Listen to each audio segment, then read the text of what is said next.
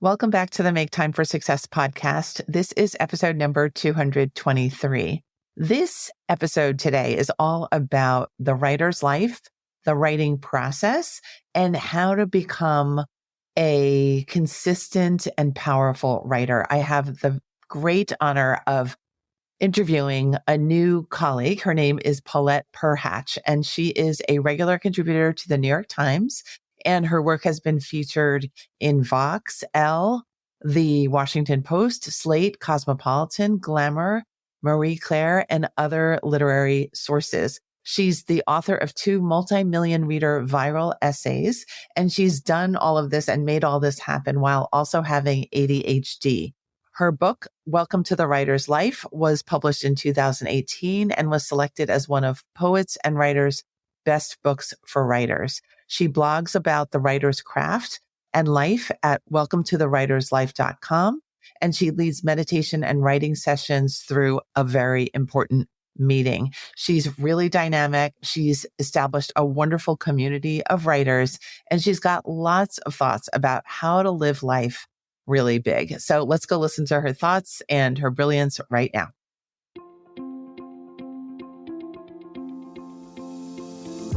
Hi, I'm Dr. Christine Lee, and I'm a psychologist and a procrastination coach. I've helped thousands of people move past procrastination and overwhelm so they could begin working to their potential. In this podcast, you're going to learn powerful strategies for getting your mind, body, and energy to work together so that you can focus on what's really important and accomplish the goals you want to achieve. When you start living within your full power, you're going to see how being productive can be easy and how you can create success on demand. Welcome to the Make Time for Success podcast. Hello, everyone. Welcome back to the show. Today, I have the pleasure of welcoming Paulette Perhach to the show. And I am also excited to get to know her during this interview. We have just met over email and a few minutes before we pressed record. Paulette is a writer's coach, and the founder of Powerhouse Writers. And I just mentioned to her that I've never really had a straight up writer on the show before. So I'm really looking forward to hearing her background, her journey, her experience as a writer and with the writing process. And then towards the end of the episode, she's going to share with us her personal framework for making time for success, getting things done, and being productive. So welcome to the show, Paulette. Thanks so much for having me. So start us off with just letting us know what drives you, what keeps you writing, and your history with writing. And you don't know me very well. I tend to put 3 questions in one. So there you go. There's your first one. Yeah. So, I am a writer who also has ADHD. And people with ADHD tend to have big feelings. And I think it was my big feelings that got me writing in the first place. I remember being 10 years old, getting really upset about something, writing about it, and having this realization that the words that had been circling in my brain were now on this piece of paper. And I felt kind of drained of the emotion that they had brought. So for me, it started as kind of journaling and getting those big emotions out, and then just being in love with story and also being in love kind of with people and adventure and life. So did the whole 6th grade yearbook thing, was on yearbook all through middle school, high school, then did a magazine journalism degree. And I'm just a very curious person. I remember one time I was visiting a friend in the hospital and we were walking out and my friend goes, "Paulette, you're looking in every room that we're walking by." And I hadn't realized I was doing that. I'm just like, what's going on here? What's going on here? I love subcultures. I love how complicated the world is. I love learning. And so that's what has driven me. And I love hearing about something. I just heard recently that the CIA has a venture capital wing. I'm like, what goes on in the CIA's venture capital wing? I need to know, right? So that's what drives me. And just being in love with the work of others and what the work of other writers has done for me, and knowing that I can do that for someone else if I'm committed to the craft, and really just telling my story in a way that kind of lightens my load of being a human and helps me, understand myself, understand being human, and helps other people too. Terrific. I love that. I love that your journey started early and Hmm. that it was very organic and that it really helped you to feel like you could experience the world in a very full way. Yeah. I think that's the work of art and really being human. Yes. Okay. Terrific. And was there anyone who said, you know what, maybe you could journal, or this was something that you came up with yourself?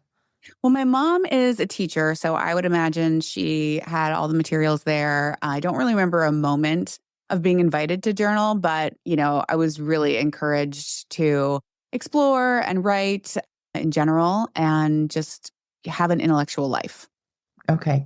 I was thinking that we would hear stories of writing difficulty. Have you Hmm. had those? I don't want to assume, but I have to admit that I was assuming. So let us know if you have had periods of difficulty, blockage when it comes to writing and what those stories are. Yeah, kind of nonstop. It's just always part of the life. People will see me and they've seen my Instagram and they'll be like, "Oh my gosh, congratulations on everything." And I'm like, "What, the crying? Like, what are you congratulating me on?" Because they don't see behind the scenes. It's always 85 to 90% rejection on every scale, no matter what level you get to, because you're always trying to level up. So once you get published here, you're like, okay, next tier. And once you get to a certain level of being known as a writer, you meet writers who are then on the next tier and you're like, oh my gosh, that's a real writer. And so it's always difficulty. It's a difficult life. And that's why I love writers, because anyone who's a writer, they're not someone who's just taking the default option in life. They have gone into the advanced options menu and they're like, let's see what goes on here, even though it's so difficult. So that's why I just love being in community with other writers, because writers are just my kind of people. They are alive. They have chosen the hard level. And so it's absolutely difficult and has never stopped being difficult. Okay. Terrific. And true. I think I from my Come be a own writer, everyone. well, I'm just reflecting on my own relationship with writing, which is a Hmm. long ago process where it kind of straightened out, evened out. But Mm, I know that part of my procrastination history involved having to do many pieces of writing, different topics, feeling unsure of what to say, feeling afraid of if I did know what to say, how it would seem when it finally landed mm, on the page. mm. And then I was thinking this morning before getting together with you that it was sometime mid graduate school that it kind of had to sort itself out because there was a lot of writing requirements. And I just needed to calm my anxiety system down by not making the writing so complicated. So, Yeah. but I think I was lucky that that happened. But is there a strategy or system that you take people through to make sure that they have writing flow? Yes. And it's so funny. With my coaching program, we just got done with our weekly writer's refresh, which is a meeting we do in order to set yourself up for flow. Because I think everyone's seeking flow. We love flow, right? It feels so good to be in the flow. And people focus on getting to flow. They don't focus on the things you have to get away from you or like nix in order to have flow happen. And so for me, it's really important to have that time set up so that you can fully sink into your work. And in my finished framework, one of the I's stands for immerse, because that is the joy of really being able to sink in. But if you're worried about like, oh, I haven't gone through my emails in a really long time, is there anything important in there? Or, oh, I really didn't take care of this, or am I sure I can dedicate this time? That's really going to keep pulling you out of those deeper intellectual levels where you can really sink into your creative work. Terrific. Okay. Why don't we go into the Finnish Yeah. framework since you mentioned I, and it sounds fantastic. And I love how you cover all the different bases in the acronym Finnish. So why don't you do that now? I think that's a good time. Great. So let's start with the F. So the F stands for fake stakes. And this was one of the first lessons that I learned as a writer. So when you are a professional writer and you have an editor waiting for your work, or your agent waiting for your work, that's going to make you feel nervous. You're like, I've got to write today because this person's waiting. before that, there are like no stakes. There's no answer to the question, what would happen if I didn't write today? And so you have to invent one. So this could include taking a class, having a coach, signing up for an open mic night. So I was in straight journalism and then I did Peace Corps. And in Peace Corps, I realized I wanted to be a creative writer. And the first thing I did was sign up for our big like Peace Corps talent show in front of 200 volunteers at our big Thanksgiving weekend. Terrified. I had 3 months. I was terrified. I worked every day on my piece and was really happy with the outcome. It was super fun. So that has been a consistent. I always am like, what is scaring me right now? Or just lighting that fire under my butt. So that Love it. Those were real stakes. Those are, that was real stakes. Yeah. Yeah, they are in a way, they're in a way fake in the way that you have created them, but they feel very real. You make them real. So the first I stands for increment. So it's about taking, I want to be a writer or I want to write my memoir and saying, what does that look like today? What can I check off the list today? So in my software for writers, I have a habit tracker and you have a daily goal, right? What is it you want to do every day or every week? For some people can't write every day. And being able to say, yes, I did this. No, I did not do this. It helps you feel like you've done enough, right? When you've planned out and said, okay, a page a day equals a book in a year. So I know if I got my page done today, I'm safe to know that I will have a book done in a year. If you don't have these increments or these levels, we could always feel like I haven't done enough. I haven't done enough. So it's really helpful to have an increment and a schedule. Love it. The N stands for nix. So nixing distractions. And so for this, I, give my coaching students the Freedom app, which is a great app for blocking distracting websites. So social media, the news, even anything that distracts you. And also, I don't have a TV in my home because if I had it, like I walk into some people's TVs at their living rooms, I'm like, this is all I would do. There's a great TV. I would just watch this great TV all the time, And nix can also mean prioritizing. So what are the projects you're not doing now so that you can focus on this is the one project I am doing now? And people don't think about distractions or artwork they might want to make or creative pieces they might want to make, but it's just you can't do everything now. So what are you going to do now and what are you going to do later? Okay. Yeah. These are tough steps, right? Yeah, You need to have a lot of self-discipline and commitment to moving forward, right? But it sounds like this framework really helps you to get there. Is there a commitment piece before finish starts? Wondering about that.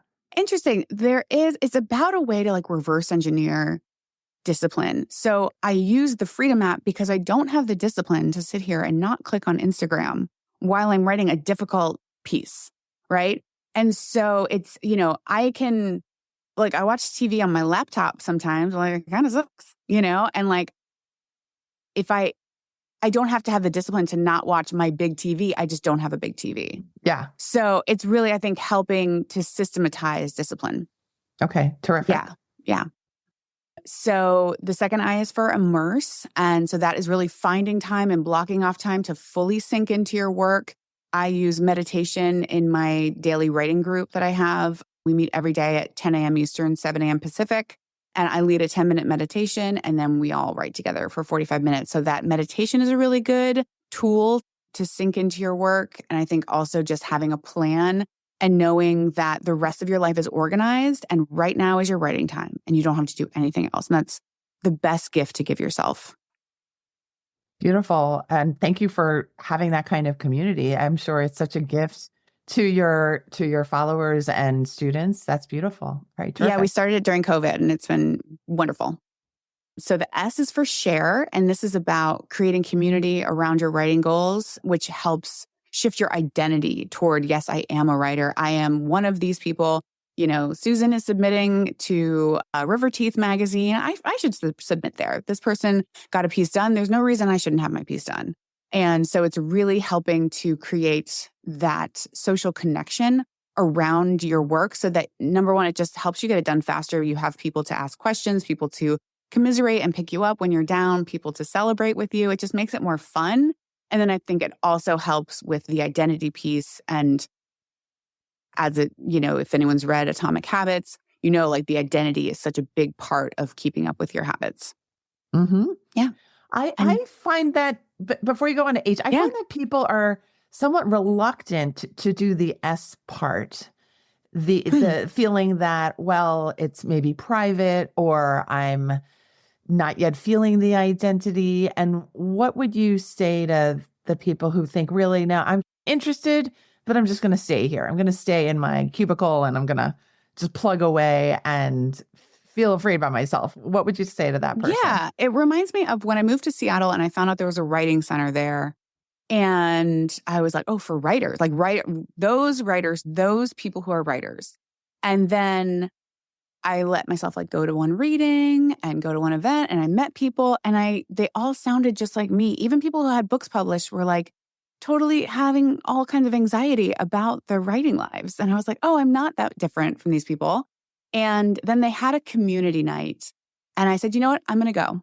I'm going to decide that I'm going to be part of this community. So I think, my friend Stephanie O'Connell says ambition is vulnerable. And so sometimes joining a community is vulnerable. It's like, yes, I want to be a part of what these people are doing, and I want to be a writer, and that can feel vulnerable. And you don't have to share your work necessarily. I think it's just sharing your writing life and your goals with other people and being in community. I love it. Okay. Yeah. Please proceed with H. And the H, last but not least, is the H, which is hype. And this is all about your mental and emotional state as you sit down to write. And I've realized that has got to be in place before any writing happens. Definitely, I can sit down and vent in my journal when I'm not feeling it. But for example, yesterday, woke up just having really bad anxiety, and it was on my calendar. It was my novel writing time. And I said, you know what? I need to go to the gym first, because I know I'm always just one workout away from feeling better, which is something I heard someone say, and I've been repeating it to myself. And I, definitely felt absolutely better afterward. I was like, I've struggled with anxiety, which can come along with ADHD, especially for women. And so I'm it's old hat. I know how to handle it, and I was like, here it is again. Okay. And then when I'm in that better mental state, I can sit down and really have access to my creativity. So same thing, if you are really stressed out, we kind of go from our prefrontal cortex, which has language and memory. It's the last part of our brain that we evolved, to our limbic system, which is the fight or flight. And that's like no creativity. We're just trying to like survive right now. And so it's really important to calm yourself and have full access to your entire brain before you go into your writing life. And so that for me includes eating well when I can. I either am eating like total trash or like organic quinoa, kale salad. So I try to keep it on the organic kale quinoa salad side until I pass like a Chick-fil-A. And I'm like, okay, let's go to the trash side for a second. But in general, mostly I try to do healthy food, exercise, meditation, and just like positive self-talk. We're very comfortable berating ourselves. We're like, I never talk to myself unless I'm yelling at myself and telling myself how terrible I am.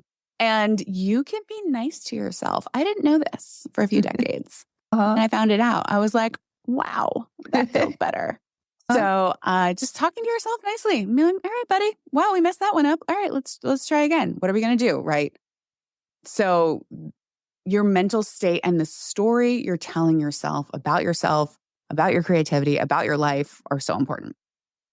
Beautiful. You've done a lot of inner work to help your writing work. I love that.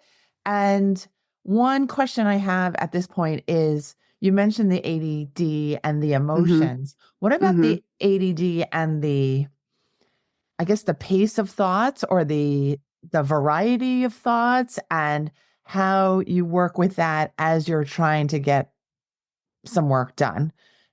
How do you trust yourself? How do you calm yourself? You mentioned a few things. But I'm curious about the volume of thoughts right now. Yes. So that is a whole thing.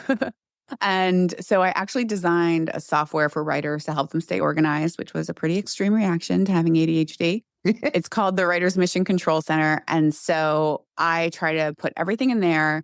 When I am just sitting and writing, I like to have what I call my admin notebook with me, which is where anything that pops up in my head, I'm just like, okay, I'm just gonna take a second and write, email, John about whatever. And then it's on my to-do list. And then I have that writer's refresh every week where I look in my admin notebook and take out those to-dos. And then really just relying on like phone, reminders. One thing I like to do is during my writer's refresh, which I do them on Fridays at noon, I like to set a bunch of reminders to come in, remind me Friday at noon, remind me Friday at noon. And then I'm sitting down, I'm doing my weekly refresh and all the reminders come in. I'm like, okay, this is everything I have to handle. It's just like a nice little list from the entire week. So I think it's about really learning to triage your thoughts really well and not let them take over so that we can get into this hyper-focus mode, which is like, I don't know how to describe it. It's like in that Mario Kart where you hit the rainbow and you're like, doo-doo-doo-doo, like you're just like, "Burr." And when you're working on something good, it's amazing. You're like, oh, I am like getting things done. When it's anxiety that's taken over, rumination, or something you shouldn't be doing, not online shopping, but online shopping, then it can be a problem. So it's about just really learning to control your mind as best as possible. And sometimes I'll be in hyper focus and I'll be like, you get 5 more minutes. Like I cannot just stop. I have to be like, okay, 5 more minutes and then I can stop, like ramping down so slowly. It's wild. It's really wild. Yeah, I'm not a Mario Kart player, but I love the imagery of we're really managing and driving a machine, and there's so much to be coordinated that we have the controls for, and sometimes it can get a little wonky and wacky, but it can also be very magical and I guess rainbow-like when you're conscious and when you're feeling calm, when you're feeling like you've got things relatively under control. I love that you've developed software and systems for writers to have that level of control. So that's amazing work. Thank you. You're Thank welcome. So could we shift to the kind of work and the kind of writing that you do? Because I had the benefit of reviewing a little bit before we got on the call today. And I just think it's bright, it's hysterical, it's meaningful, it's a lot of things all at once. And you're welcome. And could you describe the evolution of your voice as a writer? Yeah. So a lot of things all at once is a great way to describe the ADHD writer. Sometimes I'm like, I just need to like pick my one thing and do it, and that's just not ADHD. So like I said, started out with journalism. I loved doing feature stories. And then I realized I was kind of like trying to do more creative work within the newspaper. I asked to retell a story in first person, which they let me do, which was really cool and creative. But then I got exposed to more creative writing and I was like, oh, I love this. I read Dave Eggers' A Heartbreaking Work of Incredible Genius and I was like blown away, which is a just fantastic piece of nonfiction. And so I think it's been in learning everything that is out there and seeing all the options that I'm like, oh, let me try this, let me try that. So I do love to write satire. Satire is really fun. And one thing I found is that every satire piece could also be a sad essay. So one piece I wrote was called My Personal Brand is I Don't Want to Die. And it's about everything that we have to do, everything we have to like keep up as independent workers, the branding and, to make enough money to pay for our healthcare so we don't die because, and I have a line in there that's like, I understand that people with, traditional employment deserve to live more than we do. That makes sense, Yes. and that could have easily been what I call my sad girl essays, of which there are many. A sad girl essay about, we deserve to get, just because we have a different form of employment doesn't mean this. And, that could have been a very earnest sad girl essay or the satire. And so you never quite know what form a piece will take. I love writing about really cool people doing cool things. So that's a big part of what I've done. And I've certainly been influenced by the struggles I've had. My famous piece is a story of an F-off fund, which is about how every woman should have enough money to tell someone to F off if an F off is deserved. And that comes out of my own experience of being an impulsive spender and like just feeling like any money that's in my hands just feels like an idea. And, oh, I have an idea. Wow, wouldn't this, let's do this, which is like such a beautiful part of my personality. I love life. I love travel. I love doing stuff. I want a big life. And we've got to learn to put the brakes on, but one of my favorite descriptions of ADHD is it's like a Ferrari engine with a golf cart brakes. So, so that piece about like how, and that was before I was diagnosed. So I didn't know, that came out of my own struggles, and then seeing how it would have been different if I had saved money, which like continues to be a struggle for me. It's not like, oh, that solved me. So I think I'm really inspired by other people. I have very vulnerable pieces, and I teach a class called Posing Naked on the Page, actually about vulnerability in the personal essay. And I've been inspired by other people I've seen do it. And the stuff, I'm people's boss, and they can go Google my breakup if they want to.